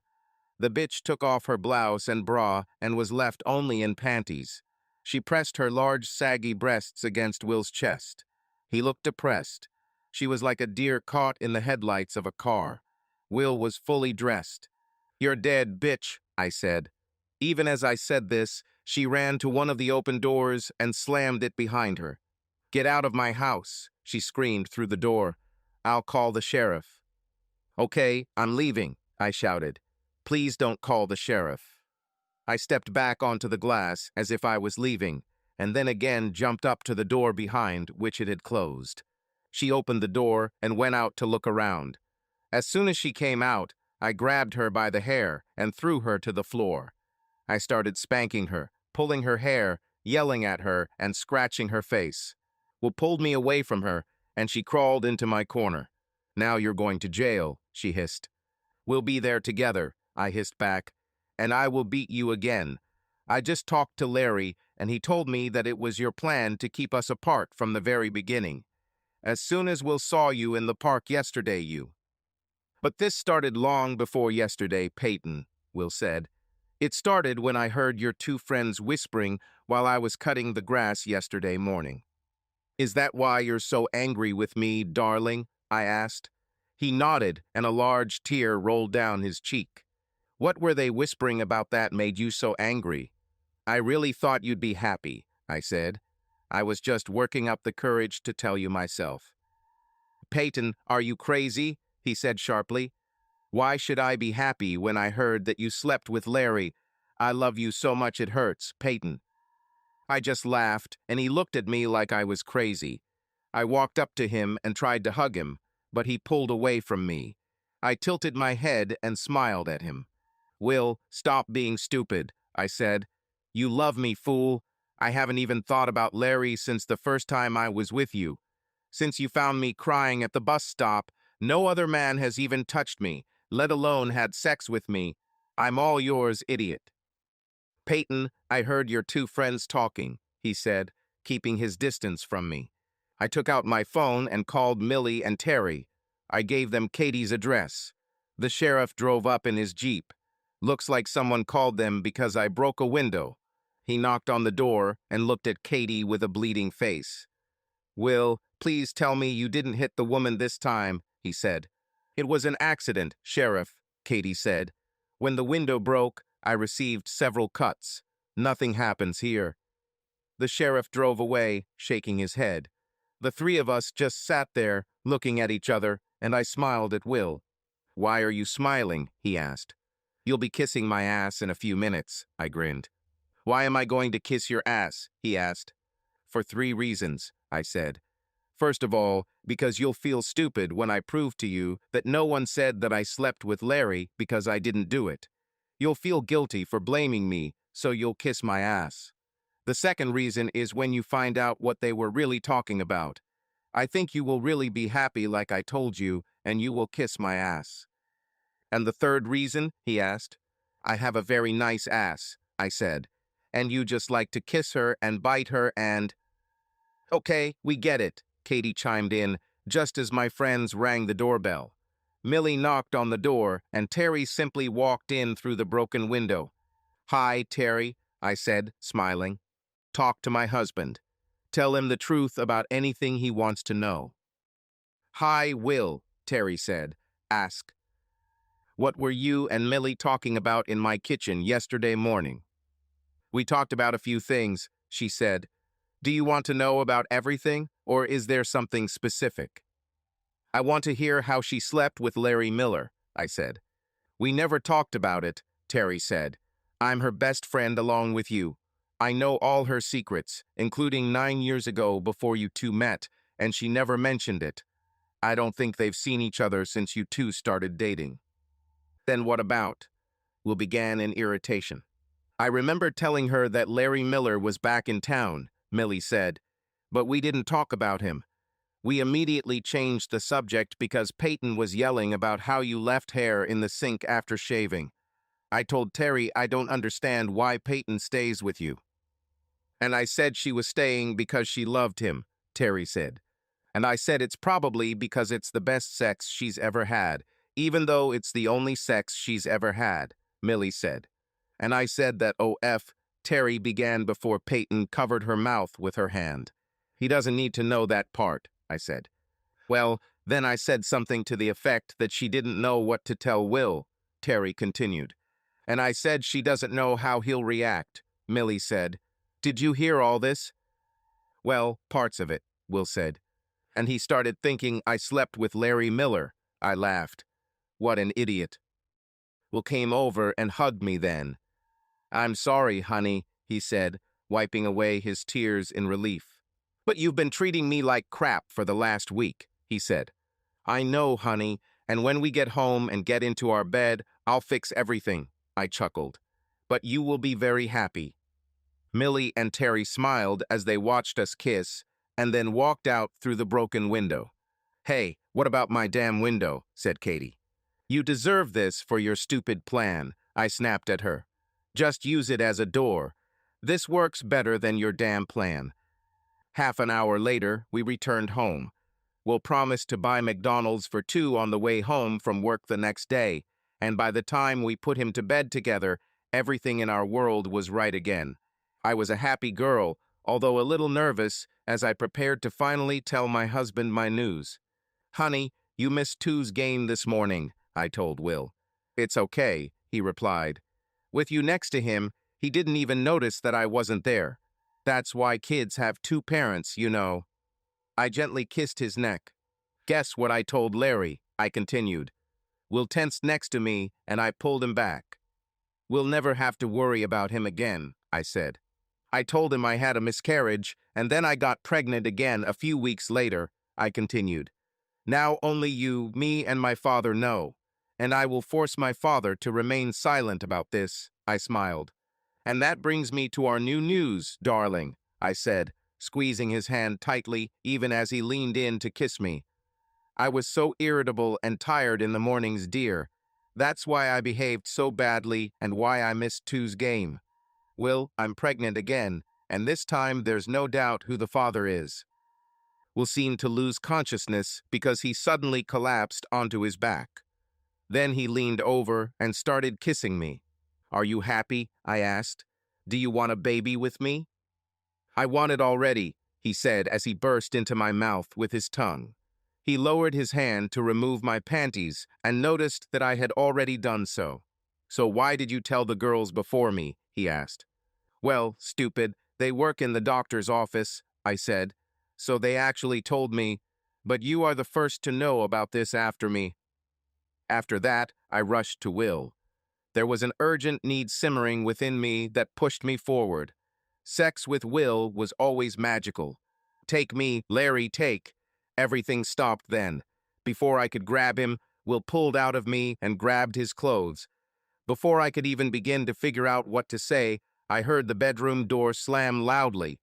Before I could get out of bed, with tears in my eyes, he was already out of the house. Before I could reach the stairs, I saw his car pull out of the driveway. I tried to call him 10 times that evening. Ron came over Monday afternoon to pick Tu up for baseball practice. Will brought him back after practice, but didn't even go into the house. I was actually going to go to practice on Wednesday to try and talk to Will and try to explain everything. Unfortunately, the divorce papers arrived that day.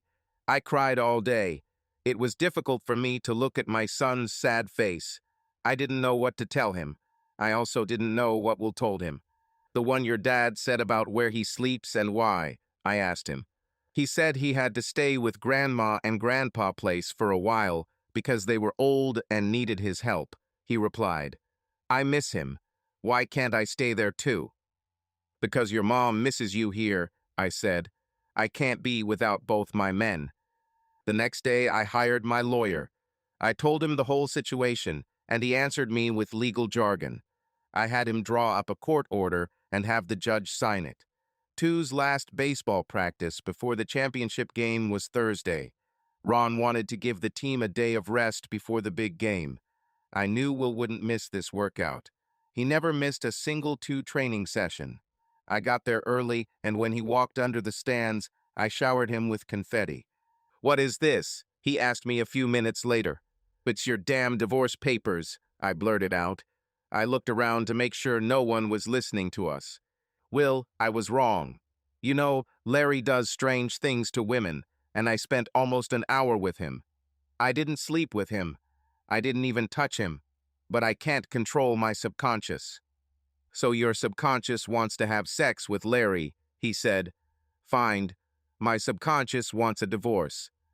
Well, my subconscious got the judge to sign a restraining order that forces you to move home until your baby. Your next baby is born, I said, handing him the paper. It was a big risk on my part. All the lawyers in court laughed at my lawyer when he tried to do this.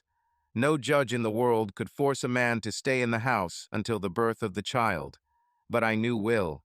Deep down, he loved me and wanted to be with me, so I knew he would never challenge it. You are also expected to treat this child with the same care and attention as you did to Tu, I continued. That means you have to talk to her and rub her mother's belly and... Is this a girl? He asked. I nodded. It won't change anything, he said. As soon as she is born, I will leave again. I will work like hell and your child's support will never be late, but this was my last straw. But I didn't do anything, I said. How would you feel if I started screaming Katie's name while we were having sex? He asked. If in my most intimate moment I was thinking about someone else? That would hurt, I said. He nodded and started to leave. Will, I called. I'll be back tomorrow, he said. I'll follow orders, but we're done. 7 months is a long time for me to resist, I said. I'll throw everything I have at you, Will. Before your daughter is born, you will love me even more than you already do. After everything we've been through, there's no way my marriage will end because of a whisper. Will, this is where I find myself today. I don't know what to feel or what to do. All I know is that I love Peyton more than anything in the world, and she swears that she loves me even more. Besides, I don't know what to feel or what to do. I know she didn't cheat on me, and she swears she never will. But does what she did mean she could ever do it? Does that mean she wants it? Or maybe I'm just a victim of an inferiority complex because deep down I doubt that I'm special enough for her. Just like last time, Peyton's pregnancy only made her even more attractive. I stroke her belly and talk to my daughter every evening, and sometimes more often.